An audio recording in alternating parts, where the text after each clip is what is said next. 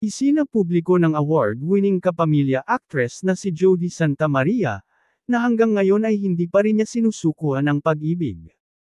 Sa naganap na Grand Mediacon ng latest horror movie ng Regal Entertainment ang Untold, na pinagbibidahan nga ng aktres ay napag-usapan ang tungkol sa kanyang love life.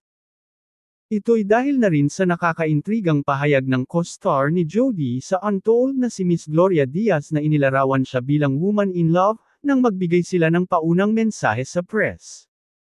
Sa Q&A portion, natanong ang veteran actress at dating Miss Universe, kung ano ang ibig sabihin niya ng woman in love, nang i-describe niya si Jody.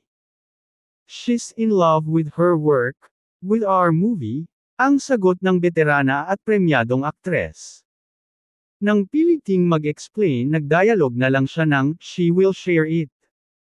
Pero mabilis na sagot ni Jody, "I don't think so, kaya nga Untold."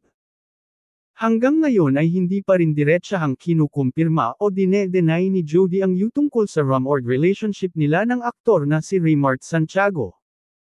Paliwanag naman ni Jody, "Alam mo, I'm the type of person na kung titingnan mo, yung social media ko, makikita mo doon, lover of life.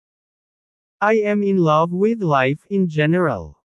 And if you're going to ask me about that, I would say na yun nga. Tulad ng sabi ko, nasa social media ko iyan, I'm a lover of life. So I am in love na," ani Jody. Nang pilitin uli siyang magsalita kung romantically in love siya.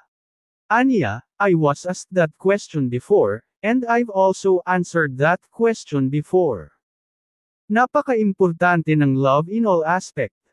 Hindi lang ito limited sa romantic relationships, but also friendships, also love for work, love for career. Nabanggit din niya na dream come true para sa kanya ang Untold, dahil matagal na niyang wish na makagawa ng movie sa Regal Entertainment. Knows daw kasi niya na number 1 ang Regal sa horror genre.